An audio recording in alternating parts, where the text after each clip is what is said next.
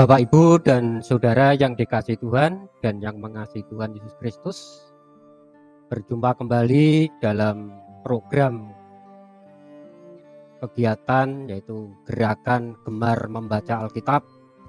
Pada saat ini kita akan membaca dan mendengarkan firman Tuhan.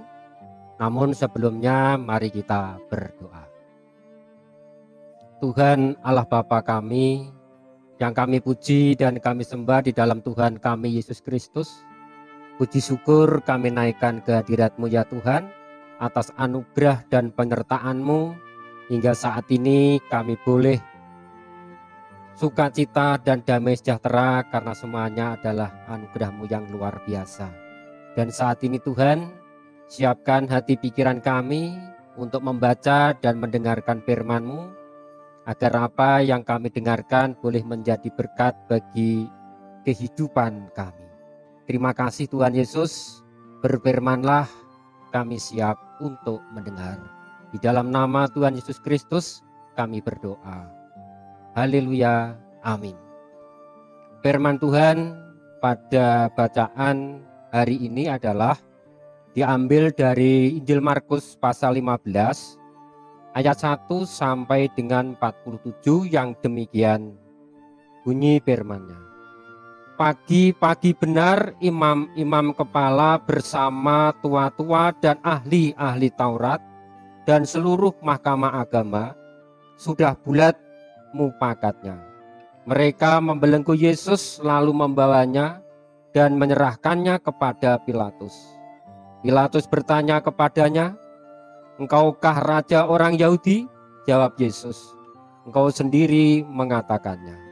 Lalu imam-imam kepala mengajukan banyak tuduhan terhadap dia. Pilatus bertanya pula kepadanya, katanya, "Tidakkah engkau memberi jawab? Lihatlah betapa banyaknya tuduhan mereka terhadap engkau." Tetapi Yesus sama sekali tidak menjawab lagi, sehingga Pilatus merasa heran. Telah menjadi kebiasaan untuk membebaskan satu orang hukuman pada tiap-tiap hari raya itu, menurut permintaan orang banyak. Dan pada waktu itu adalah seorang yang bernama Barabas sedang dipenjarakan bersama beberapa orang pemberontak lainnya. Mereka telah melakukan pembunuhan dalam pemberontakan. Maka datanglah orang banyak dan meminta supaya sekarang kebiasaan itu diikuti juga. Pilatus menjawab mereka dan bertanya, "Apakah kamu menghendaki supaya kubebaskan raja orang Yahudi ini?" Ia memang mengetahui bahwa imam-imam kepala telah menyerahkan Yesus karena dengki. Tetapi imam-imam kepala menghasut orang banyak untuk meminta supaya Barabaslah yang dibebaskannya bagi mereka. Pilatus sekali lagi menjawab dan bertanya kepada mereka, "Jika begitu, apakah yang harus kuperbuat dengan orang yang kamu sebut raja orang Yahudi ini?" Maka mereka berteriak lagi, katanya, "Salibkanlah dia." Lalu Pilatus berkata kepada mereka, "Tetapi kejahatan apakah yang telah dilakukannya?" Namun mereka makin keras berteriak, "Salibkanlah dia." Dan oleh karena Pilatus ingin memuaskan hati orang banyak itu, ia membebaskan Barabas bagi mereka. Tetapi Yesus disesahnya lalu diserahkannya untuk disalibkan. Kemudian serdadu-serdadu membawa Yesus ke dalam istana, yaitu gedung pengadilan, dan memanggil seluruh pasukan berkumpul. Mereka mengenakan jubah ungu kepadanya, menganyam sebuah mahkota duri dan menaruhnya di atas kepalanya.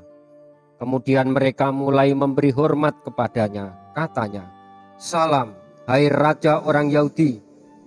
Mereka memukul kepalanya dengan buluh dan meludahinya dan berlutut menyembahnya. Sesudah mengolok-olokkan dia, mereka menanggalkan jubah ungu itu daripadanya dan mengenakan pula pakaiannya kepadanya.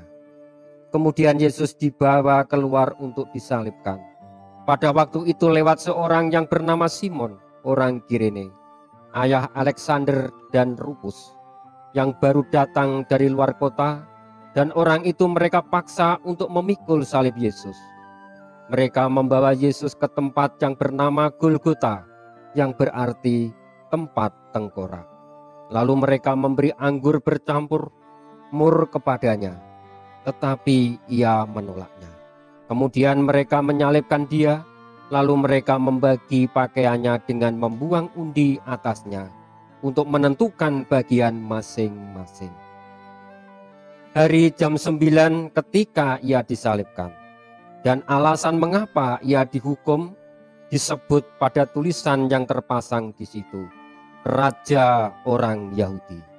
Bersama dengan dia disalibkan 2 orang penyamun, seorang di sebelah kanannya dan seorang di sebelah kirinya.